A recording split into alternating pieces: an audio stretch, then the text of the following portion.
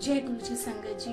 आज हम बात करेंगे वास्तुशास्त्र के बारे में। जैसा कि मैंने आपको अपनी पिछली वीडियो में बताया था, आज हम बात करेंगे वास्तुशास्त्र के बारे में। पिछली वीडियो यानी कि मूलांक 1 की, न्यूमरोलॉजी की मूलांक 1 की वीडियो में जिन्होंने नहीं देखी उनके लिए मैं लिंक डिस्क्रिप्शन बॉक्स में लिंक डाल दूंगी, जाके देख लेना। और अभी तक जिन्होंने चैनल सब्सक्राइब नहीं किया है वो कृपया जाके चैनल को सब्सक्राइब कर लें, बेल आइकन के बटन को दबा दें ताकि आपको सबसे पहले नोटिफिकेशन मिल सके। तो चलिए स्टार्ट करते हैं वास्तुशास्त्र। वास्तुशास्त्र क्या होता है? वास्तुशास्त्र बेसिकली एक बहुत ही प्राचीन कला है, प्राचीन विद्या है, विज्ञान है, जो कि भारत का ही सबसे पुराना ज्ञान माना जाता है। यह ज्ञान है, ठीक है, इसको ज्ञान ही कहेंगे, माना जाता है, गलत कहेंगे। बहुत ही प्राचीन विद्या है।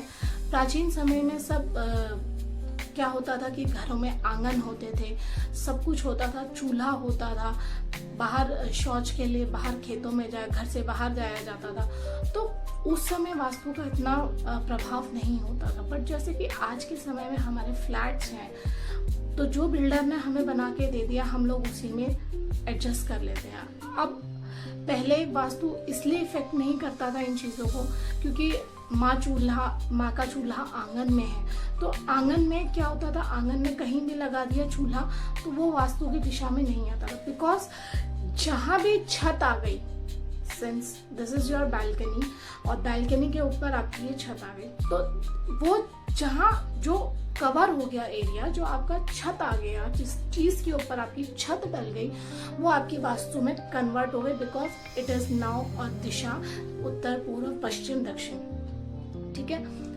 आंगन में क्या होता था, आंगन ओपन होते थे, इसीलिए उनमें दिशाओं का कुछ फर्क नहीं पड़ता था। तो कहीं भी हम चूल्हा लगा लेते थे। प्लस बाथरूम का फर्क इसलिए नहीं होता था कि हम शौच के लिए बाहर जाते थे, लेकिन अब हम शौच भी हम लोगों ने अपने घर में बना लिए, टॉयलेट्स भी हमने अपने घर में। तो टॉयलेट्स की भी एक अपनी दिशा होती है जहाँ टॉयलेट्स नहीं होने चाहिए। बिकॉज टॉयलेट के गुण अगर हम मान लो ईस्ट में टॉयलेट बना रहे तो जो ईस्ट के हमारे पॉजिटिविटी होगी, हमारी जो बहुत अच्छी वाइब्स आनी होंगी, वो सारे टॉयलेट में फ्लश हो जाएंगे। तो दैट मीन्स कि हर दिशा का अपना एक गुण है, अपना एक अवगुण है। तो किस दिशा में क्या नहीं होना चाहिए, क्या होना चाहिए, अगर उस दिशा में वो चीज है तो उसकी क्या रेमेडीज हैं, क्या है, ये सब हम आज इसमें वास्तुशास्त्र में सीखेंगे, ठीक है।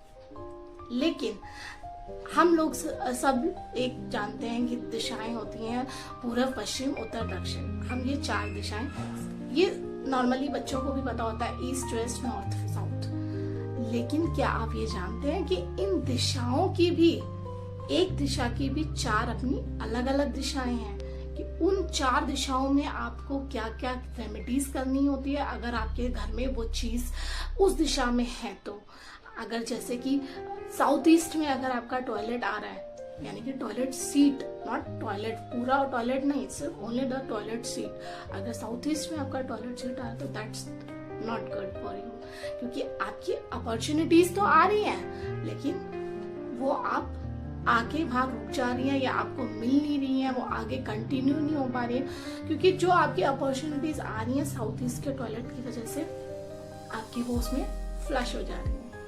तो बेसिकली ये कुछ रेमेडीज हैं जो मैंने अपने घर में करी हैं, अपने साथियों के साथ करी हैं, अपने आस पड़ोस के साथ करी हैं, कुछ रिलेटिव्स के साथ भी करी हैं, जिन्हें बहुत फर्क नजर आया है, बहुत पॉजिटिव उनके रिस्पॉन्स आए हैं। तो उसी बेस पे मैंने ये वास्तु की वीडियो आप लोगों के साथ भी शेयर करी है। नेक्स्ट वीडियो में हम सारी दिशाओं के बारे में जानेंगे, 1 बाय 1, स्टेप बाय स्टेप, कैसे क्या होता है, कौन सी दिशा में क्या होनी चाहिए, चूल्हा हमारा कौन सी दिशा में होना चाहिए, चूल्हा हमारा अग्नि दिशा में होना चाहिए। बट अगर हम अग्नि ही दिशा में, लाइक साउथ दिशा आग्नेय दिशा को माना गया, दक्षिण दिशा आग्नेय दिशा को माना गया, तो मोस्टली सब बुजुर्ग जो है वो यही प्रेफर करते हैं कि चूल्हा, रसोई घर जो है वो अग्नि दिशा में ही होना चाहिए। बट अगर हम बेडरूम जो की बात करें तो बेडरूम हमारा जो है अग्नि दिशा में नहीं होना चाहिए, क्योंकि एक रोटी को जो है हम एक लेवल तक ही सेकेंगे। एक सब्जी अगर हम पका रहे हैं तो अगर हम उसमें और आग लगाते रहेंगे नीचे गैस के,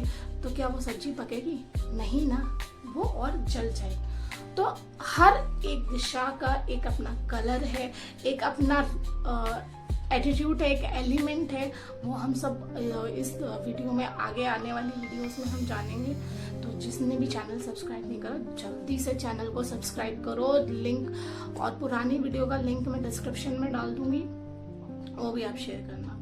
अब एक बात आप मेरे को ये बताइएगा, जरूर बताइएगा कि कभी आपने अपनी दादी नानी को रेमेडीज करते हुए देखे हैं? कभी जो पुराने लोग हैं, अगर उन्होंने कभी देखा हो कि भाई दादी नानी रेमेडीज करती थी, जैसे मेरी नानी करती थी कि फ्राइडे या सैटरडेज में पीली सरसों जो होती थी, शाम के टाइम सारे घर में छिड़क देती थी। थोड़े थोड़े दाने, जो पीली सरसों के दाने होते हैं, वो सारे घरों में पूरे घर में डाल देती थी। And then in the next morning जब वो झाड़ू लगाती थी तो जो दाने होते थे उन्हें बीन लेती थी। एंड बहता पानी, पहले तो बहते पानी नदी होती थी, तालाब होती थी, उनमें वो डाल देते थे। दैट मीन्स उनका मानना ये होता था कि अगर कोई नेगेटिविटी है तो वो उसके थ्रू बाहर हो जाती थी। तो वो इस तरीके के रेमेडीज करते रहते थे। जैसे मेरी नानी हर पूर्णिमा पे पूरे घर को धोती थी, बिकॉज आंगन था, तो आंगन को धोने में तो कोई दिक्कत नहीं होता।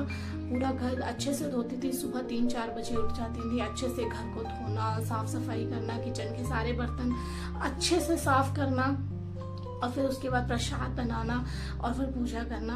उनका हर पूर्णिमा का ये नियम था। तो बेसिकली अगर हम वास्तु को एक चीज से कनेक्ट करें, तो वास्तु का कनेक्शन आपका यही है कि जैसे हम दिवाली पे अपने घर के हर कोने की, हर चीज की सफाई करते हैं, तो वास्तु भी यही मानता है कि अपने घर की हर दिशा को, हर कोने को साफ सुथरा रखें, कहीं कोई गंदगी ना हो, कहीं कुछ जाला ना हो।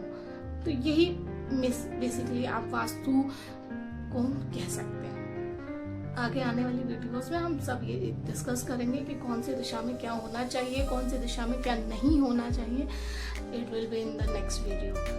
तब तक के लिए जय गुरु जी। और हाँ, मुलांग 2 की भी वीडियो जल्दी आने वाली है, तो मुलांग 2 वाले रेडी रहें अपनी वीडियो देखने के लिए। और जिन्होंने मुलांग 1 की वीडियो नहीं देखी है, वो जाके अभी देखें। जय गुरु जी।